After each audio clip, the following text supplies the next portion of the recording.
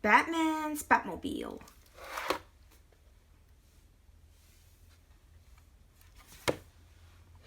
The bat signal shines in the night sky. Batman sees it jumps into the Batmobile.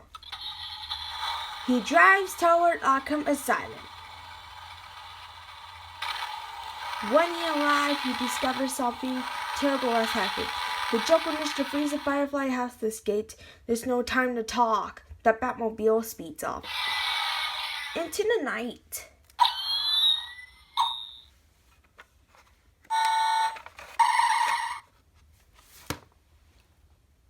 Batman tracks Mr. Freeze to the Great Garden Bridge.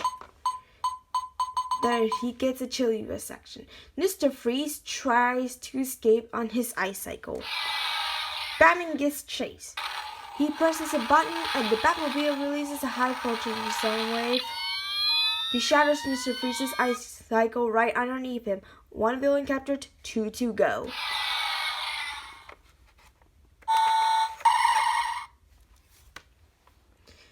Firefly rockets through an old alley. Batman pinpoints his exact location.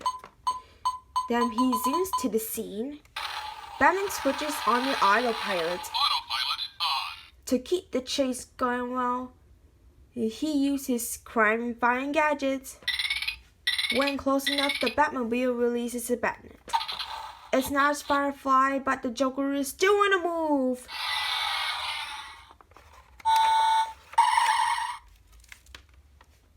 The Joker then heads toward the Old Garden Fairgrounds. But Batman gets there first. He waits in the Batmobile behind a crumbling building and rides. When a Joker zooms by, Batman surprises him. Batman chases the Joker to the dead end. Batman uses the scramble to make the Joker's van go haywire. It shuts down now. The Joker is trapped.